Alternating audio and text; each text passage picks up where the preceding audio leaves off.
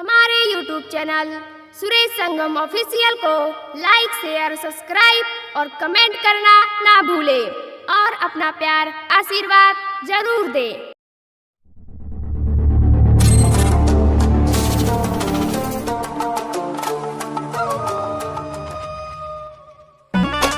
हमारे छोटे भाई विनोद राय जो कि अलग अंदाज में अलग तरीके से बहुत ही सुंदर कांवर का भजन लेके आए हैं। हमें आशा ही नहीं बल्कि पूरा विश्वास है कि आप लोगों को जरूर पसंद आएगा और प्यार दुलार आशीर्वाद जरूर देंगे। सास ससुर साली और सरहद पेनी है गेरुआ कपड़ा। सास ससुर साली और सरहद पेनी है गेरुआ कपड़ा। तो सर पे कावर उठा के चली है कोई नहीं हो लफड़ा। तो सर पे कावर उठा के चली है कोई नहीं हो लफड़ा। सास ससुर साली और सरहद पेनी है गेरुआ कपड़ा। सास ससुर और साली सरहद पेनी है गेरुआ कपड़ा। तो सर पे कावर उठा के चली है कोई नहीं हो लफड़ा। तो सर पे कावर उठा के चली है कोई नहीं हो लफड़ा। पूरा भइल मनौती एह साल हो। पूरा भइल मनौती एह साल हो।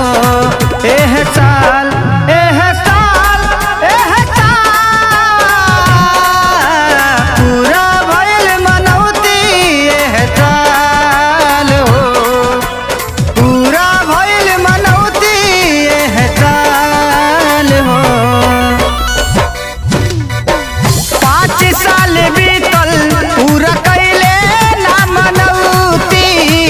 सपना में देखा अइली देवी आ भगवती। मानल मनौती जवन रहे तोहार कई के पूजा पाठ तुरत हो जा भौसे पार। बोला जय हो जय हो जय हो। 5 साल बीतल पूरा कैले ना मनौती। सपना में देखा अइली देवी आ भगवती। सुने नाही पैहा हो दरबार में अब नखड़ा। सुने नाही पैहा हो दरबार में अब नखड़ा। तो सर पे कवर उठा के चली है कोई नहीं हो लफड़ा। तो सर पे कवर उठा के चली है कोई नहीं हो लफड़ा। हंसी खुशी में बाप परिवार हो। हंसी खुशी में बाप परिवार हो। परिवार परिवार परिवार। हंसी खुशी में बाप परिवार हो। हंसी खुशी में बाप परिवार हो। कई के पूजा पाठ खुश भइले सब प्राणी। काहेला कि बाबा हउवे देखा घरदानी। भूत प्रेत तुरते हुई है भव से पार। नाम देकर भोले बस सबसे अपार। बोला जय हो जय हो जय हो। कई के पूजा पाठ खुश भइले सब प्राणी।